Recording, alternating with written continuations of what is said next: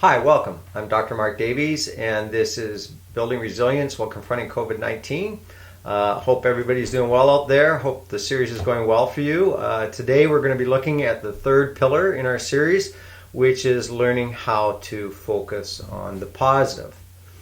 I want to start today by sharing a research study done on nuns, because I thought there was nothing more relevant in the world to first responder medical people who are just taking on the chin in a worldwide pandemic than research done on nuns in a nunnery. So let me just read you the two nun stories, the tale of two nuns. The first one: I was born on September 26, 1909, the eldest of 7 children, 5 girls and 2 boys. My candidate year was spent in the mother house, teaching chemistry and second year Latin at Notre Dame Institute. With God's grace, I intend to do my best for our order, for the spread of religion, and for my personal sanctification. That's nun number 1. Nun number 2. God started off my life well by bestowing upon me a grace of inestimable value. The past year, which I have spent as a candidate studying at Notre Dame College, has been a very happy one. Now I look forward with eager joy to receiving the holy habit of Our Lady and to a life of union with love divine. All right. Do you catch the difference in the tone of the two? The one is much more serious, kind of businesslike, and the other, she uses happy and joy, and she's just really embraces her life. Well, this, and it was a very important actually research study. This study on nuns, the reason they chose nuns was because nuns have the same diet, they live the same style, same place, so it cut out a lot of variables. They wanted to see if positivity had any, a positive approach to life had any effect on Alzheimer's. And what they found in this research study was that indeed it did. It was a huge effect. That the nuns that they rated as unhappy, they went through their biographies, the writings, the pictures, and independent researchers rated them on a scale of 1 to 10 about how happy they were. So 1 being, not very happy at all, and 10 being wildly ecstatic. What they found was that the happy nuns by far and away outlived the unhappy nuns by a significant amount. It was a huge statistical difference. They had far less hospitalization. They didn't have nearly as many mental health issues, and they didn't get Alzheimer's at the same high level. So happiness, or nuns having fun, apparently is pretty important to all of us. That how positive we are is a really critical factor in longevity of life, of health, mental health, immune systems. So the more positive we are, the more healthy we are, and the better off we are. And by the way, of course, the ride isn't just longer, it's better because we enjoy it more. Now, one of the problems with first responders and with BCEHS personnel is that there's a lot of negativity. There's some reasons for this. Culture. As first responders, you're actually taught, you're trained to mistrust positive people. They're kind of beat down upon, and we've got to change that in the culture. But the other thing is that you're at high levels of stress. It's a life and death situation. So you end up, according to this chart, you end up oftentimes in a very hyper-aroused state at work. So your sympathetic nervous system is really high, and so you're really switched on, and then you go into this opposite thing, which is the hyper-aroused state. So you go into parasympathetic, where you just freeze, you're just tuned out, you don't want to do anything, you just sit on the couch with a beer and your remote control, and those are your 2 best friends. And so often, after years, that's what happens to first responders. Gil Martin, who wrote the book on mental health for cops, he said that he called it the sympathetic parasympathetic roller coaster. And so you move from a hyper-aroused state to a hypo-aroused state, and you're either switched on or you're switched off, and there's nothing in between. And that normal life, that comfort zone where you're emotionally regulated, where you are enjoying life, where when your spouse asks you to do a normal task around the house, you don't snap off at them, right? That begins to shrink over time.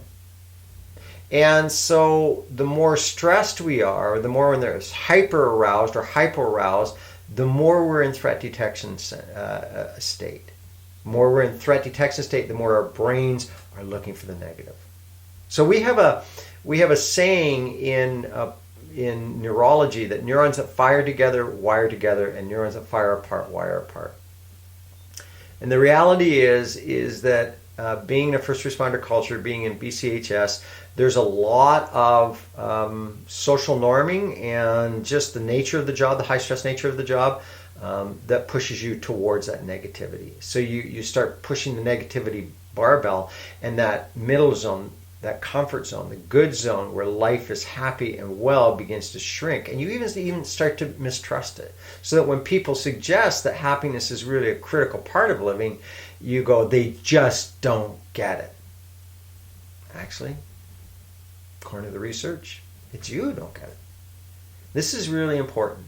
And resilient people, they don't deny the negative, but they learn how to move past it and into the positive. And that's what I want us to look at today. Positive psychology, who really was more or less founded by Martin Seligman, who's the main advocate of it. Seligman took a different approach to psychology. We had always, up to that point, really focused mainly on what was wrong with us instead of what was right with us.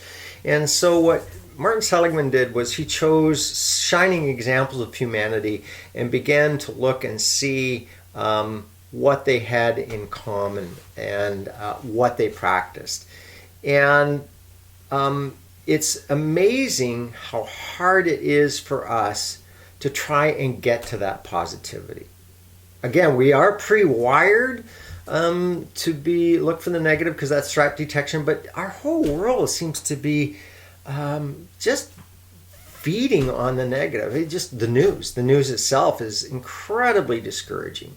And so there's this downward spiral of negativity, and among first responders, it's natural. You're mistrusted in first responder world if you're too positive. You can actually be socially punished for that.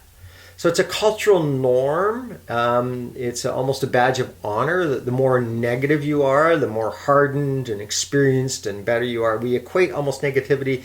We can equate negativity with being a really good professional who's really been in the trenches and knows what's going on. Which is a tragedy because we're sacrificing our mental health, we're sacrificing our longevity of life, and we're sacrificing our experience of life with it. So it seems like it's really hard for us to really find positivity. We mistrust it. It's not a cultural norm. Is it really important at all? Well, yeah, just look at the nun study.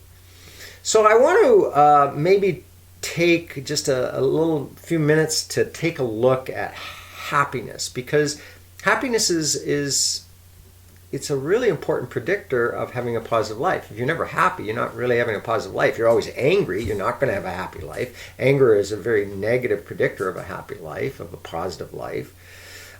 So I want to just do a mind experiment, which is I'm going to give you two choices. You have two doors. Door number one, you get to be a millionaire. You win the lottery.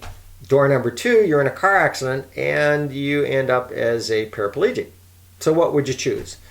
Gee, that's a hard one. I wonder what most people chose, right? So if you chose being a millionaire over being a paraplegic, you chose well. Look at the charts of happiness. They did research on these two groups, and the chart of happiness shows exactly what you would expect, which is the happiness of the millionaires was way higher than those of those who had lost the use of their limbs. So you'd expect that.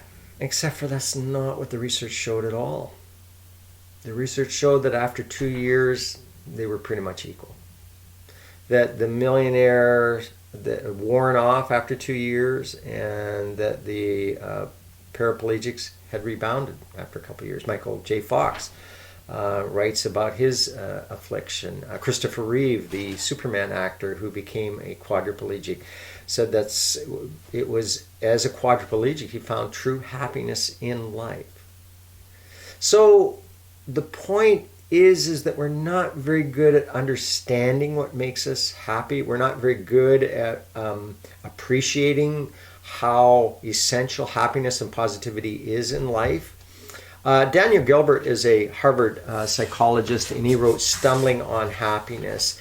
And really the focus of his book is that most of us do an incredibly poor job of designing paradise. We all think that happiness is sort of out there. You know, once I get to there, once I get to this destination, once I'm a millionaire, or once I own that house or that car, or once I live in a Tahiti island, then I'll be happy. Once I'm retired, then I'll be happy, right? So it's this destination, and once we get to this destination, we're going to be happy. There's a couple of flaws with that. One is he shows unequivocally we're really, really poor at predicting what makes us happy. Just go back to the previous research. We think that multimillionaire was going to make us happy. Actually, after $75,000 a year, money is a non-predictor of happiness whatsoever, and yet we keep pursuing it. Materialism, we keep pursuing it. What he found is that it's an attitude, that it's more about going on how you are on the journey rather than trying to reach a destination. This is what they found. He found this with his Harvard students. So Harvard is an incredibly hard school to get into. By the way, this is the dining hall at Harvard. Kind of nice, eh? It looks like a Harry Potter deal. And you cannot believe what it takes to get into Harvard. And if you do get in, you can't believe how happy you are. It's just like you've won the lottery, the academic lottery, and students are just out of their minds when they get that acceptance letter. It's everything that they hope for. Within 3 weeks of the semester starting, depression and anxiety rates start climbing up. Why? Because students are now caught up in midterms, exams, writing papers. They're back in the competition, because what happens is our mind, every time we hit success, our mind resets. It's like a really cruel high jump guy, that every time we clear the bar, the standard goes up higher, and we just end up chasing height. I think the high jump has got to be the cruelest sport in the world. You win by being the last person to fail, which is crazy. But we all have this formula about what we think is going to make us happy in life. We think that hard work plus perseverance equals success, and once we're successful and we have materialism, we will be happy. That's what's going to get us happiness. That's the wrong formula. It's the wrong formula. In reality, it isn't success leads to happiness. In reality, research is unequivocal, and I'll talk about this more hopefully in future seminars, but it's people who bring a spirit of positivity and optimism. They tend to be far more successful than anybody else. So Gilbert's research really suggests that it's kind of opposite, that happier people tend to be much more successful, and that really happiness is not something that we find outside of ourselves. Is something that is an attitude we develop within ourselves. He illustrates this by citing 3 individuals. The first one is Jim Wright, who was the Democratic Speaker of the House, very powerful American politician, well-known, popular, etc. But Newt Gingrich, who was a Republican, found out about some sort of shady book deal and forced Wright's signature or resignation over this. And Wright lost absolutely everything with regards to his wealth, fame, and power. And years later, what he wrote was, I am so much better off physically, financially, and in almost every other way. Pete Best, Trivia Pursuit question, who is Pete Best? Some of you might know, original drummer for the Beatles. Stepped out to get coffee one day, came back in the studio, and there was Ringo Starr, and the rest is history. What did he have to say about that? 1994, I'm happier than I would have been as a Beatle. Maurice Bickman, wrongfully convicted of a crime he didn't commit, spent 37 years in a Louisiana state penitentiary, black man in the Deep South. And finally was exonerated through DNA evidence that had been finally developed, and was released at age 78. They asked him if he was going to sue the prison system, justice system. No, I don't have 1 minute's regret. It was a glorious experience. Not just like an okay experience, but it was a glorious experience. So as Gilbert kind of humorously suggests, apparently the success for happiness is to lose all power and influence, not become a beetle, and get wrongfully imprisoned. I mean, so what do they do? These people bring an attitude and they bring a focus. But we mistrust that. We actually kind of look at them and we admire them, but we don't want their happiness because we go, it's a manufactured happiness. Good for Maurice. I mean, he made the best of a really bad situation, and good for him. But he settled for no-name happiness, kind of the cheap brand of happiness. I want the authentic happiness, the real happiness that's out there. The point is, Maurice was happy. So it's funny, a little mind experiment. If I were to offer you $5 million, but I guarantee that you're going to be really unhappy, versus I'm going to offer you 5 years in prison, but I guarantee you're going to be really happy, which would you choose? You might kind of hesitate. You might kind of go, whoa, prison. Because it's so ingrained that happiness is out there. It's not an attitude. It's something that's waiting to happen to me. I don't manufacture it. I don't make it. So what has all this got to do with resilience? Well, quite a bit. University of Pennsylvania, which is arguably the preeminent university that's doing resilience research in the world right now. They've got most of the American military contracts, et cetera, et cetera, et cetera. They've been looking at what are the things that make for resilience. And guess who is the head of that program? Martin Seligman, the father of positive psychology. He's written Learned Optimism, Authentic Happiness, and the Hope Circuit. So Seligman's research is all about not what's wrong with us, where we're going wrong, but what are the things that positive people do that make it right? What are their characteristics, and what are the benefits of practicing these very positive things that we can do? Going back to that slide I showed you at the beginning, how do we build that middle ground? Not where we're in threat detection mode or shutdown mode, but how do we enjoy our lives and engage in our lives? How do we become curious again and thankful again and be in wonder and have true belly laughs again? That's really important. It's like the vitamin D for mental health. And so what I want to do with the time we have, I hope I built a case for you that this is an icing on the cake. This is actually the cake. What I want to do with the time we have is just take 4 characteristics. There's a lot more than that. Martin Seligman's book, Authentic Happiness, really is a summary of all the practices that resilient people do. But I want to take 4 of them and just kind of explore them very briefly. And hopefully you'll be able to grab one of them and practice it for a month or 2 months in a regular, disciplined fashion and see the positive effect that has on your overall psychological well-being. So let's look at the 4. The first step to moving away from the negative into the positive is to kind of claim your life back by living out your life's purpose. To live meaningfully or intentionally. In 1984, Neil Postman wrote an incredibly insightful book called Amusing Ourselves to Death. It was all about the way culture was moving, about how we were so focused on entertainment and immediate gratification and having things, our brains titillated, and he was decrying what was happening to society. In 1984, Neil Postman in that book predicted that if America kept on the course it was going, eventually it would elect a highly narcissistic president who had been the host of a reality talk show host. Go figure. So he was decrying about how much we just focus on things that make us instantly happy.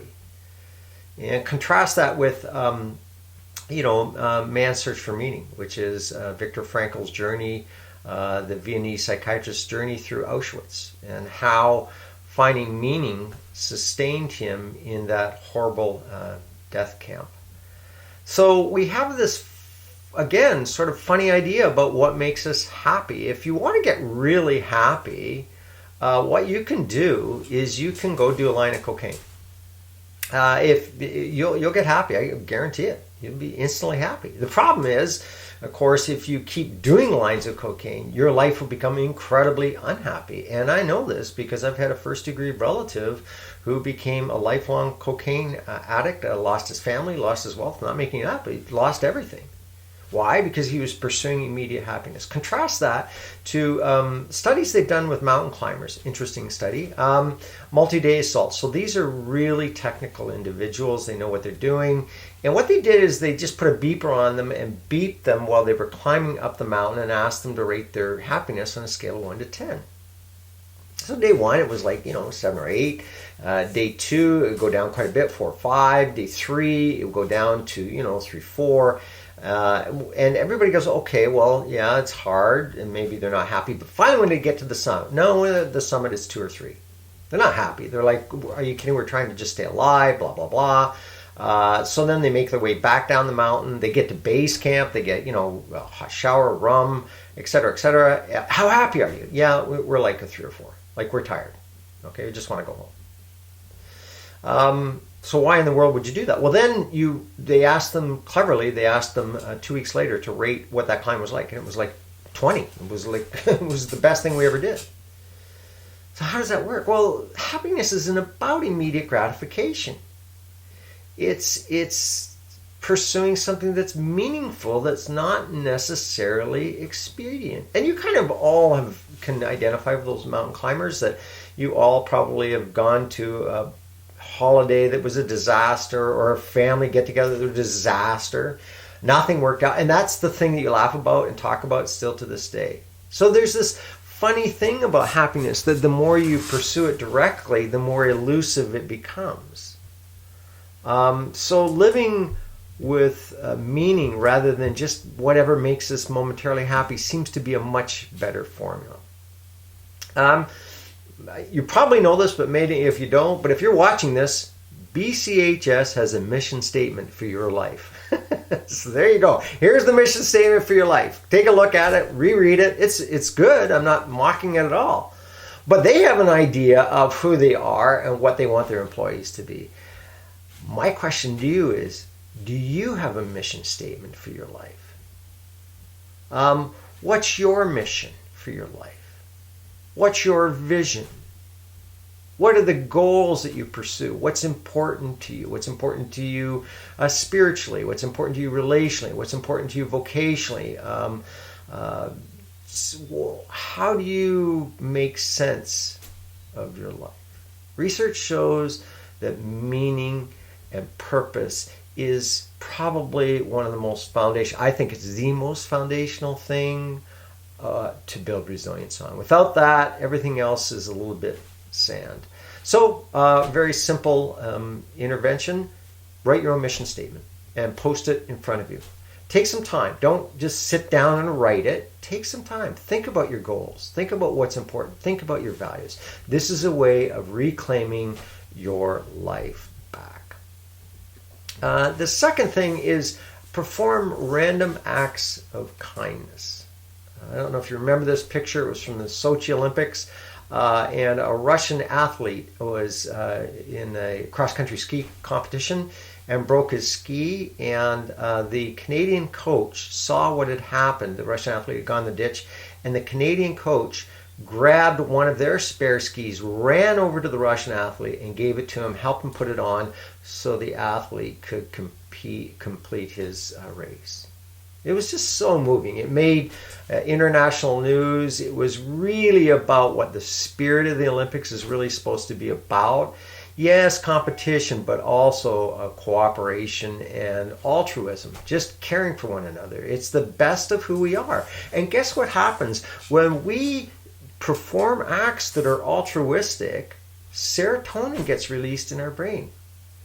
We feel good about it. This is a testable proposition. Next time you're at Tim Hortons, Of course, there would have to be the drive-through. But even if you're at the drive-through, the next time you're at Tim Hortons, buy the person behind you a coffee for no reason whatsoever. It costs you $2.05. See how you feel. You'll get a bump. You'll get a bump, I guarantee it.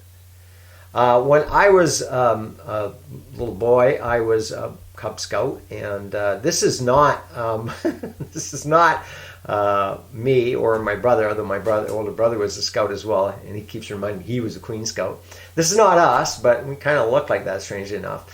And you know what you had to do every day? You had this coin that you carried in your pocket, and you carried in your right pocket, and you had to do a good deed. You had to do something nice for somebody, and then you would transfer that coin into your pocket.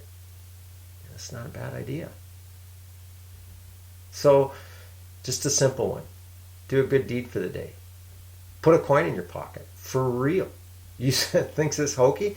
You try doing this for a month and see where you get. You do a good deed for the day. Write it out. What did you do today?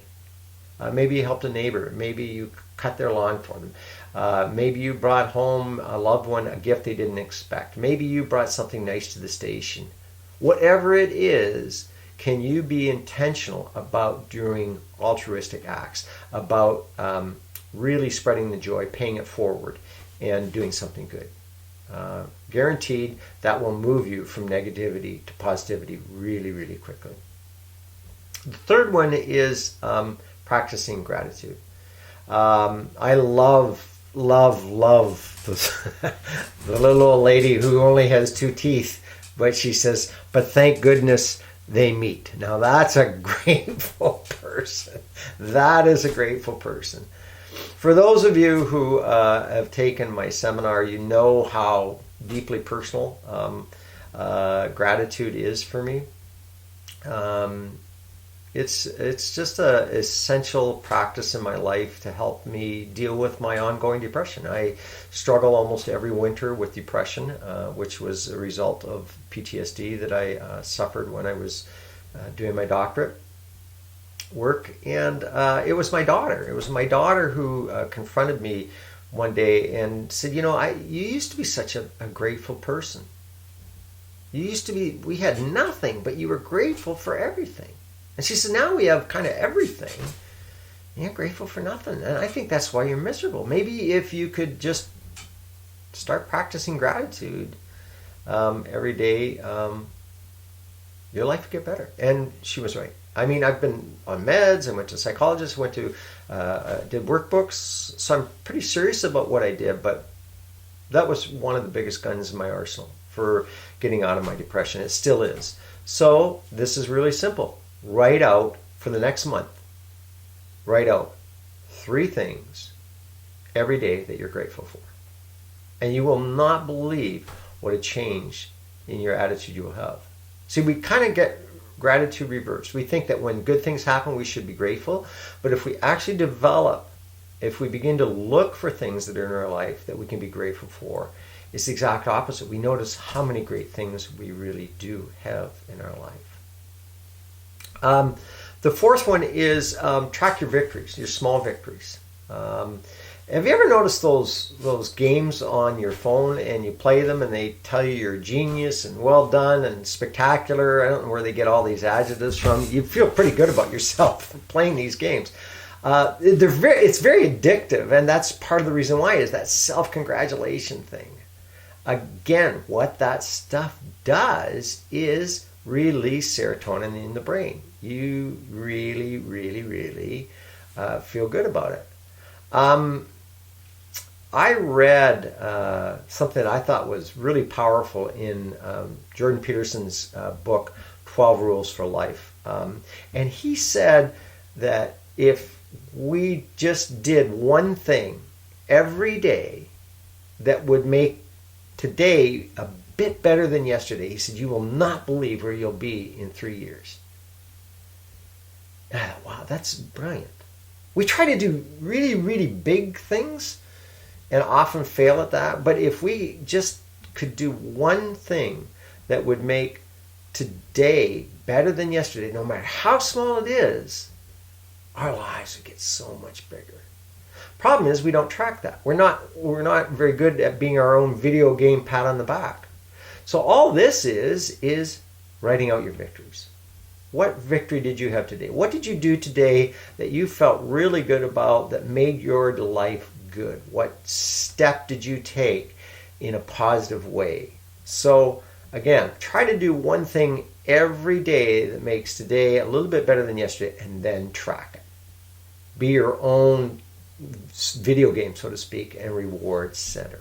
So 4 very practical interventions. If you're struggling with being overwhelmed with negativity, choose one of them. Not all of them, just choose one of them and practice it for a month. You can move on to another one after that, but really choose one and really give it a month. And you will be amazed how your focus will begin to change, and how much more positive you will be. And those around you will notice it as well. So that's part of resilience. And despite the negativity, we're going to have to dig down hard and find the positivity. So I want to end with this wonderful movie I want to recommend to you. It's called Waking Ned Devine, Irish movie. Just wonderful. Try and find it and watch it. It's great. Ned Devine is old fisherman in a small Irish village, and he has the winning lottery ticket. He wins millions and millions of pounds. Tragically, the shock kills him right away. And the movie's about how the whole village tries to defraud the lottery of Ned Devine's winnings and spread it among themselves. Great movie. Question I have to ask is, what would you rather do? Win the lottery and die? Or lose the lottery and live? So every day when you wake up and you do this, and you're not hitting wood on either side of yourself, you've won the lottery. Learn to focus on the positive. It'll build resilience. Thanks, and we'll talk to you next week. Take care.